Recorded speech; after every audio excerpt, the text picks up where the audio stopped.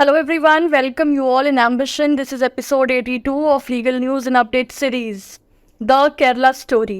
Film 5th मई को release हो गई है और it's getting a lot of good response. बहुत सारे क्रिटिसिज्म से गुजर के ये पास हुई.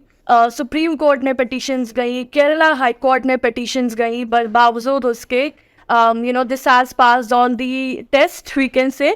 पर अभी एक और मुद्दा उठा है कि वेस्ट बंगाल गवर्नमेंट ने इसको रिलीज कराने से मना कर दिया है. अब पिटीशन सुप्रीम कोर्ट में पहुंची और सुप्रीम कोर्ट ने इसकी हियरिंग की कल फ्राइडे को, यानी कि 12 मई को. तो सुप्रीम कोर्ट ने कहा कि जब ये film the Kerala story peacefully, शांतिपूर्ण तरीके से हमारी कंट्री के बाकी सभी पार्ट्स में चल रही है, then why should Bengal ban it? क्या कारण है कि वेस्ट बंगाल को इसको बैन करना पड़ रहा है? Right, so let's see what all were the observations of the bench of supreme court. तो इस केस का टाइटल है sunshine pictures private limited and others versus union of India. ये मैटर सुना गया था by the bench comprise CJI DY Chandrachud and justice PS Narasimha.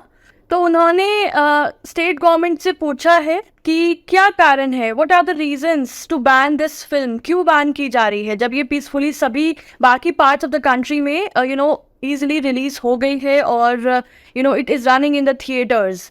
साथ साथ कोर्ट ने MK स्टैलिन की गवर्नमेंट यानी स्टेट गवर्नमेंट ऑफ तमिलनाडु से भी पूछा है, क्योंकि इस फिल्म के फिल्म मेकर्स का कहना है दैट यहाँ पे भी स्क्रीनिंग के लिए डी फैक्टो बैन लगाया जा रहा है अपॉन दिस फिल्म. प्ली को सुनते हुए which was filed by the film maker of the Kerala story, plea में ये कहा गया है दैट वेस्ट बंगाल और तमिलनाडु दोनों के ही थिएटर्स में ये मूवी नहीं रिलीज की जा रही है, रन की जा रही है. तो कोर्ट ने दोनों ही स्टेट्स को नोटिस इशू किया है सीकिंग देयर रिप्लाई कि वो रिस्पॉन्ड करें regarding what is the reason behind banning the screening और releasing of this film in their respective states. West Bengal की तरफ से जो रिप्रेजेंट कर रहे थे case, he was senior advocate AM Singhvi, वो बैन के डिसीजन को डिफेंड कर रहे थे. You are saying that there were justified reasons to ban the film in the state. तो कोर्ट ने कहा कि वेस्ट बंगाल कोई अलग स्टेट तो है नहीं, कोई अलग पार्ट तो है नहीं हमारी कंट्री से. जब पूरे कंट्री में रिलीज है और पूरे कंट्री में शांतिपूर्वक चल रही है, तो वेस्ट बंगाल अकेला क्या है? मतलब व्हाट इज द रीजन? आप उसका कारण दो. CJI ने कहा that if the public doesn't think it's not worth seeing the film, they'll not see the film. कि अगर पब्लिक को लगता है कि उन्हें फिल्म नहीं देखनी है, watching this film is waste, तो वो नहीं देखेंगे.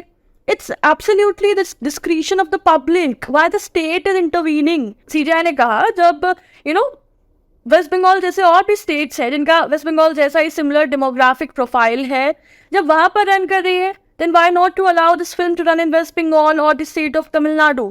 कोर्ट ने कहा that इसकी रिलीज का फिल्म के आर्टिस्टिक वैल्यू से कोई भी कनेक्शन नहीं. It has nothing to do with the artistic value of the film. DY Chandrachud ji ने कहा कि फिल्म अच्छी हो सकती है, फिल्म बुरी हो सकती है, बट इस पर ये रेलेवेंट है कि आप दिखा ही नहीं रहे हो. You are encroaching the right to have it shown. Right, तो ये कहते हुए कोर्ट ने दोनों स्टेट्स को नोटिस इशू कर दिए. एंड नाउ ये जो बेंच है, it will take up this matter on 17th May, the next Wednesday. So let's see what the states respond upon this notices issued by Supreme Court. And for more further updated information, legal content like this, stay tuned with our channel. Thank you so much. Have a good day.